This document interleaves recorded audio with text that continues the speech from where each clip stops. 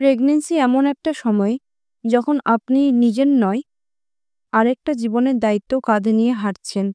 এখন ভাবুন তো, হঠাৎ যদি ইউরিন পাস করার সময় বার্নিং সেনসেশন শুরু হয়, কোমরে ব্যথা কিংবা জ্বর, আর ধীরে ধীরে সেই সংক্রমণ পৌঁছে যায় আপনার গর্ভের শিশুর কাছেও।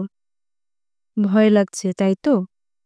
এই ভিডিওটা আপনি শেষ পর্যন্ত না দেখলে হয়তো মিস করে যাবেন এমন কিছু তথ্য, যা আপনার এবং আপনার শিশুর জন্য হতে পারত লাইফ সেভার। পার্ট 1, ইউটিআই কি ও প্রেগনেন্সিতে কেন হয়? প্রেগনেন্সিতে ইউটিআই হওয়ার ঝুঁকি সাধারণ সময়ের চেয়ে 2 থেকে 3 গুণ বেশি হয়। কারণটা কিন্তু একটু ইন্টারেস্টিং। গর্ভাবস্থায় হরমোনাল পরিবর্তনের কারণে আপনার ইউরিনারি ট্র্যাক্ট ধীরে ধীরে কাজ করে। ব্লাডারে ইউরিন জমে থাকে বেশি সময়, আর এখানেই ব্যাকটেরিয়ারা পার্টি করতে শুরু করে দেয়। একদম যেন জল জমে থাকা ট্যাঙ্কি, আর তার মধ্যে মশা জন্ম নেয়।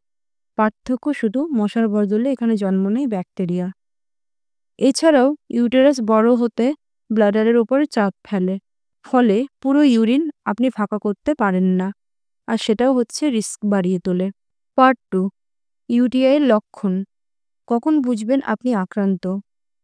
অনেক মায়েরা ভাবেন একটু জ্বালা হচ্ছে, হয়তো গরম লাগার কারণে।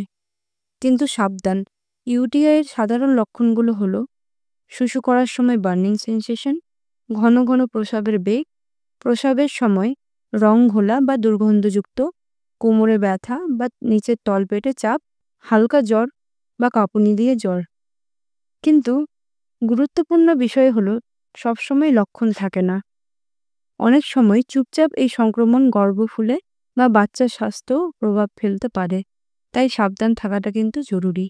পর্ব 3, ইউটিআই হলে কি করবেন? ঘরোয়া প্রতিকার ও চিকিৎসা। প্রথম কথা, নিজে কিছু ধরাধরি না করে ডাক্তারের পরামর্শ নিন। অ্যান্টিবায়োটিকের প্রয়োজন হলে সেফ ও প্রেগনেন্সি সেফ অ্যান্টিবায়োটিক দেওয়া হয়, যা বাচ্চার জন্য একদমই ক্ষতিকর নয়। তবে কিছু ঘরোয়া কৌশল আপনি ব্যবহার করতেই পারেন। প্রতিদিন 8 থেকে 10 গ্লাস জল পান করুন। প্রস্রাব কখনোই চেপে রাখবেন না। কটন আন্ডারওয়্যার ব্যবহার করুন, আর সঠিকভাবে ভ্যাজাইনাল সাইড পরিষ্কার করুন, সামনে থেকে পেছনে। পর্ব 4, ইউটিআই প্রতিরোধের খাদ্যাভ্যাস ও লাইফস্টাইল। আপনার খাদ্যাভ্যাস কিন্তু এই সময়টাই গুরুত্বপূর্ণ ভূমিকা রাখে। জলের পাশাপাশি ক্র্যানবেরি জুস খাওয়াটা ইউটিআই প্রতিরোধের উপকারী, যদিও ডাক্তারের পরামর্শ ছাড়া নয়। ভিটামিন সি সমৃদ্ধ খাবার যেমন আমলকি, কমলা, এগুলো শরীরকে রোগ প্রতিরোধ ক্ষমতা বাড়ায়। ফাইবারযুক্ত খাবার খান, যাতে কোষ্ঠকাঠিন্য না হয়, কারণ কোষ্ঠকাঠিন্যও প্রস্রাবের সংক্রমণ বাড়াতে পারে। প্রতিদিন হালকা হাঁটা, গভীর শ্বাস নেওয়ার অভ্যাস, আর কিছু সময় নিজের শরীরের কথা শোনার সময় দিন। পর্ব 5, ইউটিআই এবং গর্ভের শিশুর স্বাস্থ্য, একটি সতর্কতা। এখন একটা গুরুত্বপূর্ণ প্রশ্ন, ইউটিআই কি বাচ্চার জন্য বিপজ্জনক? উত্তর হলো হ্যাঁ, যদি চিকিৎসা না করা হয়। ইউটিআই আনট্রিটেড থাকলে প্রিমেচিওর লেবার, ওজন কমে যাওয়া, বাচ্চার জন্ম, অ্যামনিওটিক ফ্লুইড কমে যাওয়া, এইসব ভয়ঙ্কর জটিলতা দেখা দিতে পারে। এই জন্যই বলি, ইউটিআই শুধু মার শরীর নয়, বাচ্চার ভবিষ্যতের উপরেও প্রভাব ফেলতে পারে।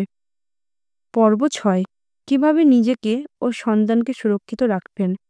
প্রেগনেন্সি মানে শুধু শারীরিক পরিবর্তন নয়, এটা একটা মানসিক প্রস্তুতিরও সময়। আপনি যদি নিজের প্রতি একটু যত্নবান হন, নিয়ম মেনে চলেন, তাহলে ইউটিআই বা যে কোনো ইনফেকশন সহজেই এড়ানো যায়।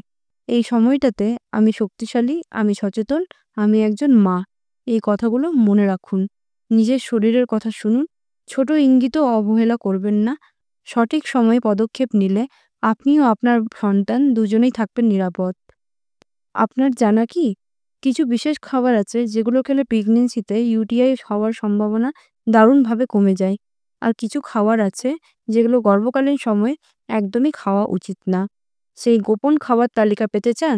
তাহলে সাবস্ক্রাইব করে রাখুন, আর পরের ভিডিওতে পেয়ে যাবেন প্রেগনেন্সিতে ইউটিআই কমাতে কি খাবেন আর কি খাবেন না।